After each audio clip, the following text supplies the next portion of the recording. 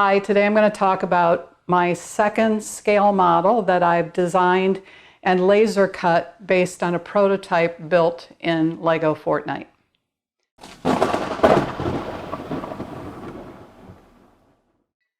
Hi, welcome to Gray Lightning, my video blog about making things and playing games. And my last couple of videos have been about a new system I've created where I can build a building in Lego Fortnite, which is a free-to-play video game. And I build it with Lego components there. And then when I'm happy with the design, I can go to a library that I've created for Adobe Illustrator that has matching drawing components for each one of those Lego components. And in a very similar fashion, really, you can drag and drop in those pieces, unite them in the drawing, and turn out a drawing very quickly and accurately that lets you cut this on a laser cutter.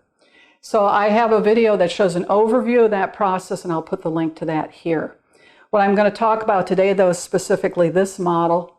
It looks a lot like the first model because they're both from the same building set in Lego Fortnite called Beachside Boulevard. But I picked this particular model for a couple of reasons. One is it's an elevated building, and therefore it had new items that I needed to add to the library. So I added the arches that are underneath the building between the pillars. I added the railings for the porch. I added the stairway. And just to say something quickly about the stairway, it's really a great example of the power you get by doing your own design and having a laser cutter. Because I decided that I wanted this to work for wargaming. And in Lego, this stairway has twice as many steps, and the steps are only half as deep because it's designed for little figures that are literally running up and down it in a video game. But I wanted to be able to have my people sit on the steps, and they have 1 inch by 1 inch bases. So I put in half as many steps and made them twice as deep. And that's a design decision I can make because I'm doing the design. So I'll show that process of making that change in the design portion of this video. Other than that, I'll show laser cutting it, some tips on painting and assembly, and I'll show all of that in this episode. Oh, one other thing I'm going to show you, though, is this is a guided build. This is actually a design done by Lego Fortnite, not by me. The first one I did. It was custom, but this is a standard design. But the system works just as well for that, and you don't have to do your own design, so it's a lot faster and simpler in that respect. So I'll show you what a guided build looks like. Every building set has 5 or 6 buildings pre-designed by Lego Fortnite, and you could just build one of those and replicate it using the same process. So I'll show that in this episode. I'd like to ask before we get started that if this is helpful to you, please give it a thumbs up, subscribe to the channel, and turn on notifications so you know when I post next. So here I am in Lego Fortnite, and these are the Beachside Boulevard houses. There's 7 of them. I'm going to take this one. It's called the Hideaway, and I just place it where I want it in the world, and then it says I can start to build. So step by step, I'm doing the first step here, and it's 4 pillars, and I just snap them into place, and stage 1 of 10 is complete. Now here's a new component that is not currently in my library. I'm going to have to be creating this, and it's called an arch. And you have to sometimes rotate these to get them in place. Sometimes they rotate themselves. You just have to kind of move it around and wait for it to click into place. At the bottom of the screen, there's instructions about using the right trigger to build, the left trigger to snap it in place, using the bumpers to rotate the piece. So far I've been showing it in real time. Now I'm going to speed it up to twice the normal speed. So I'm putting in the stairway. I'm going to put in the floor pieces. You can see you can fly in this mode, which is very helpful, especially when you're building larger buildings. So I'm putting in some more pillars, the back wall. Here are the side walls. 2 of these side walls have double windows in them. I'll show you what I had to do to make that work in my system. The front wall here has a door and a single window. Now I'm going to put in the railings. So I have the porch railings and the railings for the stairway. And all I'm going to have left to do is the roof. So stage 9 here, I put in the left gable in the front and the back, the right gable in the front and the back. I fill in the shingles. Then I have a ridge, so I put in the ends for the ridge and in the middle of the ridge. I always save this video so I can reference it if I need to. Let's take a quick look at the things I added to the library for this build. I modified the pillar design because I thought the magnets were unnecessary, so I replaced them with wooden clips that are made just from 2 pieces that nest together. Those clips are glued to the bottom of pillars that need to snap into the lower level. Here are the arches. There's a full version and a half arch. For every one of these pieces in Lego Fortnite, I'll go and get reference photos from the game that show a nice side view and a top view that verify the shape and the size of the piece. I'll show you how I use those reference photos now. So this is the stairway, and I start with a bounding box, which I show here in blue, and that is the actual size that I know that the piece I'm making has to end up fitting inside. Then I get a reference photo and I hold down the shift button and stretch it so it stays in the right aspect ratio, and I stretch it to fit into the bounding box. Now it's a reference, it's not something that is an exact side-on view, so I can't just copy it. And especially in this case because I want to make modifications. The part in red is the part that I want to cut out. That's the thing I'm actually designing. And I'll put a lot of things around it that will be in the design, and I do those in green because they are references as well. So I have the railing designed and I can see how that's going to fit in place.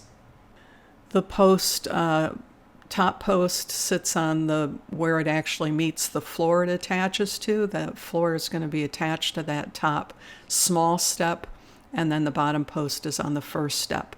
I also put in the stair treads, a side view. Here's the top view of a stair tread that I'll be cutting out and putting in those places. I did my first approximation of the riser by putting in a series of rectangular boxes that you see here in green, and I overlapped them a little bit so that they would stick together.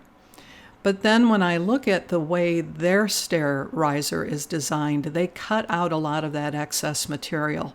So, and that's because, you know, not only for looks, but because people will be walking under it, so you want to leave as much space as possible. So using my pen tool, I just arbitrarily decided I was going to go down 1.5 in the grid, go on an angle to a place that was 2.5 grid boxes over from the connecting point, and I just kept repeating that, down 1.5 angle over 2.5, and this is what I ended up with. So that's a single riser, but you need 2 risers for every stairway, so I put a second copy, I flipped it and nested it so that it used up less space on the wood. And I have a stair railing, and those are the components that I dragged over and added to the library. Here are the railing components that are available in Lego Fortnite for the post. I actually ended up cutting several copies of that and gluing 2 layers together to give it more body. 2 stud railing, 4 stud railing, 6 stud, 8 stud, 16 stud railings, all available, even though the 16 stud railing is not actually used in this building. Here's how those components look in the library. They're kind of hard to see because they have a transparent background, as they need to for the laser cutter, but it makes them harder to see in the library.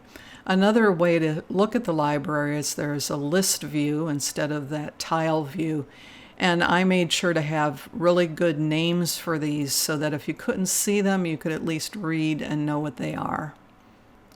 Here are the 3 components for the stairs, the railing, the risers, and the treads. Those are the 3 sets of components you need to build any stairway. The arches, here's the half arch and the full arch.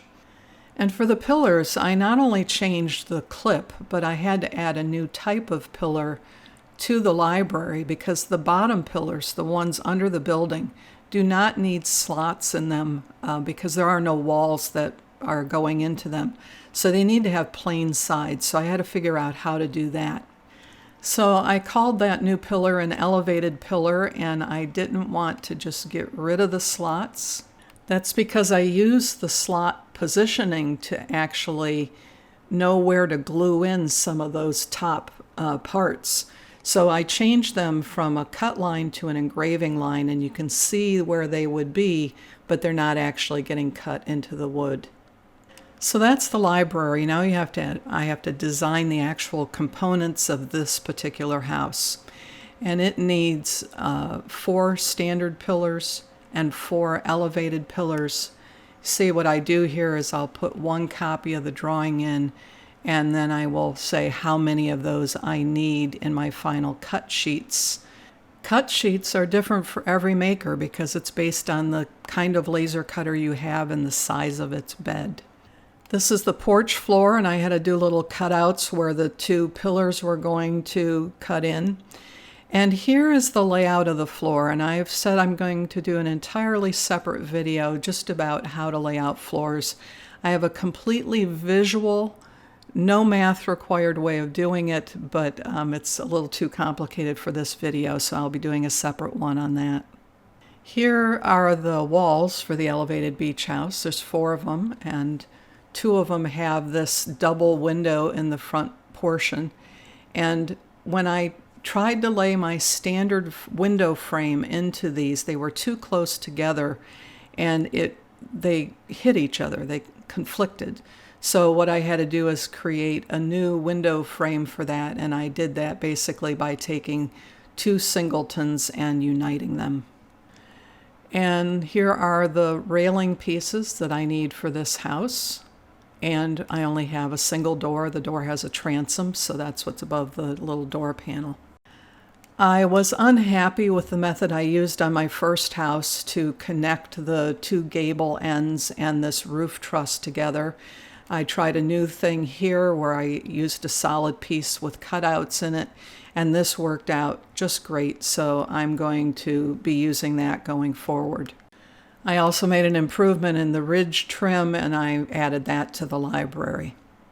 I'll give a little demo here about how things in the library can be united into making a single piece. So this is how the gable roof end is actually constructed. I'll pull out the 3 pieces for it, and then I will use the Pathfinder function in Adobe Illustrator and say unite. And you see I didn't quite get it lined up well enough. I have that line there in the middle.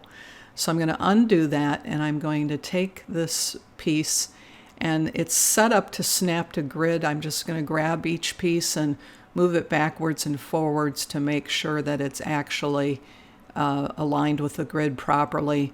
Now when I do the unite, that line goes away and it's one seamless piece. Now I used this on this version because I was still building it so I could remove the roof for wargaming. But let's say I just wanted to make it look nice, and I wanted to combine this gable wall with the actual wall. So the rear wall of the house is a blank wall, so I'll put that underneath. And I have to make sure once again that it's all aligned perfectly, so I'll do the little jog it up, jog it down process. Now I'm convinced they're properly aligned. I select them both and I say Pathfinder Unite, and it gives me this piece. And I could have used this piece and done a similar thing for the front of the building and bypassed the whole clips in the roof step. The final design step is laying out the cut sheets. I'm laying mine out on 12 by 18 inch drawings because that's what fits in the laser cutter I plan on using. And this is kind of a mix of walls and a piece of the roof and some of the railing. The very last thing you do is just export it as an SVG. So on to cutting and painting. I have 6 cut sheets that I've created. I'm cutting these on 1/8 inch basswood, and I'm cutting them all inside of my We Create Vision. This particular cut sheet took about 30 minutes. There were a couple of things I assembled before I painted them. The stairway was one, and I did that by putting on the top and bottom treads and then filling in the ones in between. I also assembled the pillars first, and I did a time lapse on how that is done in my last video. You can see those clips that I was talking about on the bottom.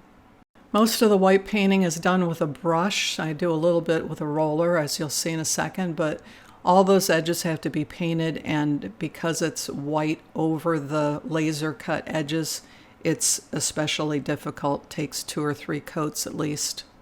Thankfully, the rest of it's quite fast because I do all of the gray, which is the roof and the window inserts and the door, using a gel plate and a roller. The same with the blue walls, and it's very fast to do 2 coats, and 2 coats cover very well. Here are all the pieces ready for assembly. Assembly takes a little time, but actually not as much time as painting does. I do everything flat that I can, so here's the front wall. I found some new hinges I like, but the tiny little nails didn't really work, so I just had to glue these on. As for the double windows, to get that accuracy I needed, I had to glue the gray frames in first and then do the white frames over, being careful to not have them glue themselves to the cardboard backing. It was pretty straightforward to assemble the first story, or the main story of the building. Had to put the walls together and attach them to the floor. For some reason, I didn't get a picture of assembling the roof, but I did that separately and snapped it on to the main floor, and that all went pretty well. Doing the white infrastructure underneath, though, was quite tricky because when I put the 4 elevated pillars onto the main pillars, that was not enough to hold it stable while I built the rest of the components. I also made a couple of modifications on the fly, like putting a supporting piece under where the stairway attached to the porch floor. I decided this house needed a permanent base because that stairway was just too vulnerable, so I marked where the model touched the base and then sanded all the area around it with white glue. Used some grass and bushes from my basing materials for my miniatures, and this is the final result. I have lots of other great videos planned, including how to use living hinge techniques to do curved walls.